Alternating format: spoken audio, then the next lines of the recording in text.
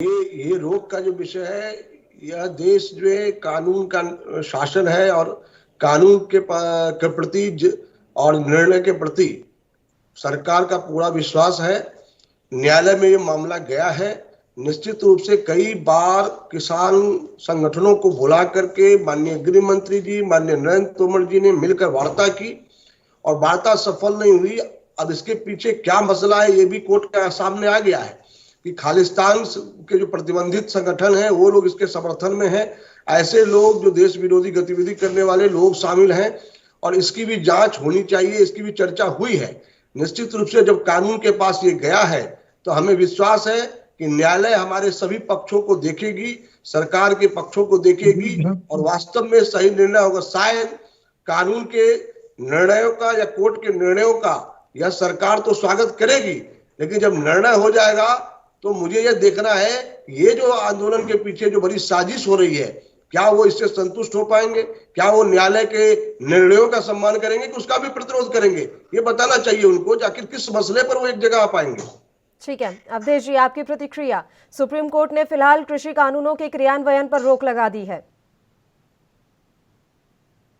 Madam, सबसे पहले मैं सुप्रीम कोर्ट को बधाई देता हूं कि भीमराव अंबेडकर साहब ने जो भारत के संविधान का निर्माता थे, उन्होंने 4 स्तंभ में किस संविधान की रक्षा के लिए बनाया था, उसमें आज सुप्रीम कोर्ट ने जो ऐतिहासिक निर्णय लिया है उसके लिए सुप्रीम कोर्ट को बधाई कि आज देश में बापू ने जो सपना देखा था कि देश की आजादी में जब भी कोई संकट हो, ये 4 स्तंभ में कोई स्तंभ खड़ा होकर देश की एकता और अखंडता के लिए निर्णय ले।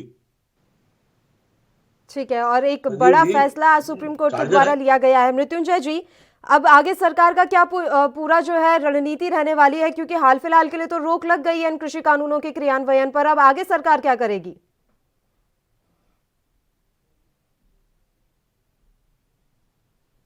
मृत्युंजय जी, आवाज पहुंच रही है आप तक?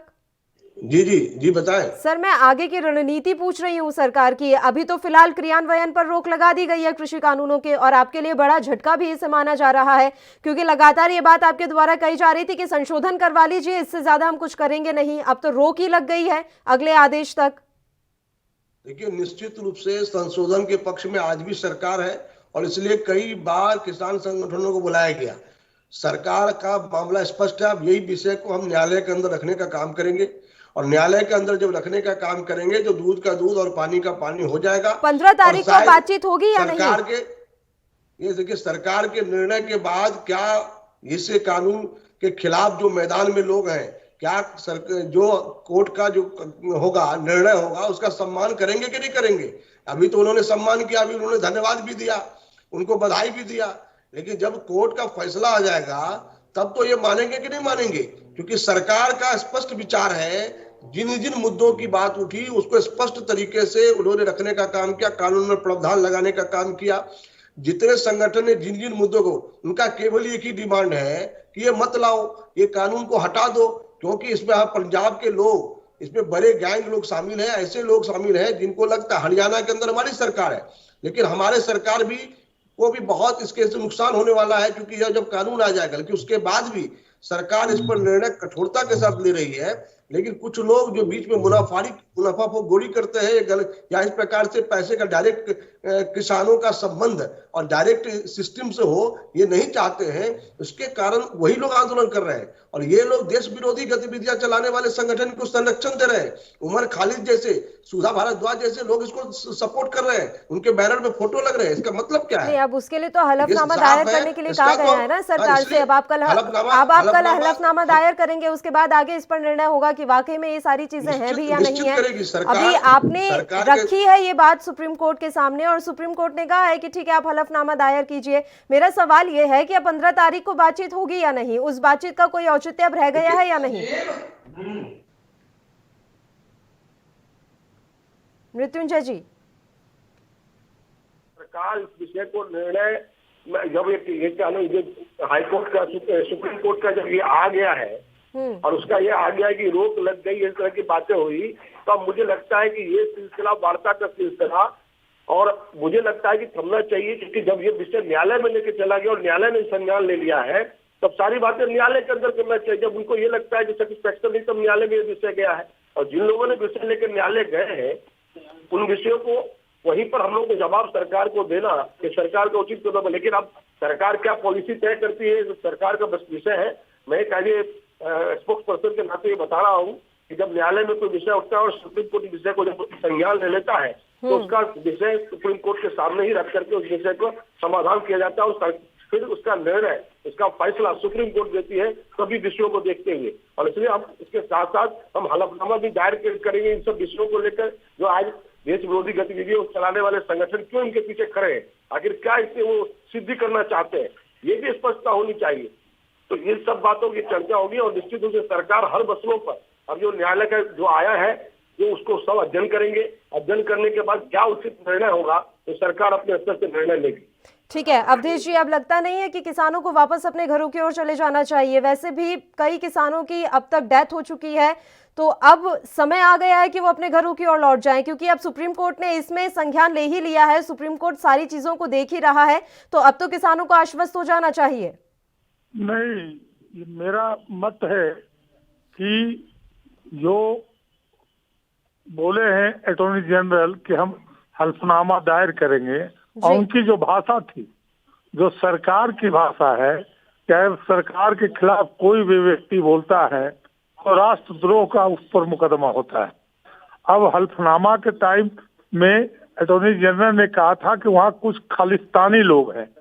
अब किसान को खालिस्तान से जोड़कर इस आंदोलन को कमजोर करने की साजिश की गई है। अब सुप्रीम कोर्ट में हलफनामा के बाद किसान निर्णय लेंगे कि उस हलफनामे में सही से सरकार तथ्य रखती है या फिर सुप्रीम कोर्ट को गुमराह करने की कोशिश करती है। नहीं, बात तो ये है ना सर, उन्होंने ये तो कहा नहीं कि किसान खालिस्तानी है, उन्होंने कहा कि उस आंदोलन में कुछ ऐसे असामाजिक तत्व भी बैठे हुए हैं, कुछ प्रतिबंधित संगठन भी वहां पर मौजूद हैं, उन्होंने ये कहा है। उन्होंने ये नहीं कहा कि सारे किसान जो है खालिस्तानी है। अब अगर वो आईबी का रिकॉर्ड पेश करना चाह रहे हैं तो हो सकता है कि उनकी बात में भी कोई सच्चाई हो, और ये तो अब सुप्रीम कोर्ट को डिसाइड करना है कि वाकई में वहां ऐसा कुछ है या नहीं। मैं एक चीज कहना चाहता हूँ कि भारत के कृषि मंत्री, भारत के अन्न मंत्री जो बैठे थे किसानों के साथ, जितने भी संगठन के लोग गए थे उनसे बात करने, उसमें कोई खालिस्तानी तो नहीं था जो सरकार वार्ता कर रही थी।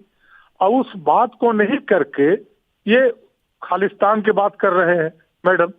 तो मेरा स्पष्ट कहना है कि हल्फनामा ये दायर करेंगे, उसके बाद किसान समझेगा उस हल्फनामा को। किसान के तरफ से भी जो वकील है, लर्नेड वकील, वो किसानों को बताएंगे कि इस हल्फनामा में भी गुमराह करने की कोशिश की गई है या नहीं की गई है।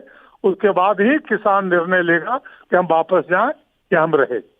ठीक है, ये तो खैर किसानों के पाले में ही है गेंद कि उन्हें अभी आंदोलन खत्म करना है या नहीं। लेकिन बड़ी बात ये है, देखिए लगातार अवधेश जी ये बात कही जा रही थी कि आप कमेटी बना लीजिए, कमेटी के जरिए हम बातचीत कर लेते हैं, लेकिन किसान नहीं माने। अब सुप्रीम कोर्ट ने 4 सदस्यीय कमेटी का गठन कर दिया है, तो भी अभी किसान संशय की स्थिति में है। राकेश टिकैत अब भी कह रहे हैं कि पहले हम अपने किसान नेताओं से बात करेंगे, किसान संगठन से बात करेंगे। ये क्या बात हुई सर? अगर सुप्रीम कोर्ट ने कोई कमेटी बनाई है और उसके जरिए समस्या का समाधान निकालना चाह रहे हैं, तो दिक्कत कहां आ रही है किसानों को? सुप्रीम कोर्ट ने कमेटी नहीं बनाई है। सुप्रीम कोर्ट ने जो वर्डिक्ट दिया है कि 4 व्यक्तियों की कमेटी बनाई जाएगी। उस 4 व्यक्तियों की कमेटी में किसान के प्रतिनिधि के रूप में कितने होंगे, सरकार के कौन नुमाइंदे होंगे, और सुप्रीम कोर्ट किसको ऑथराइज करता है, इसको देखना होगा। ये एक तरफा कानून नहीं बनता है ना। देश दुनिया की खबरों के लिए ANB न्यूज को सब्सक्राइब करें और बेल आइकन दबाएं।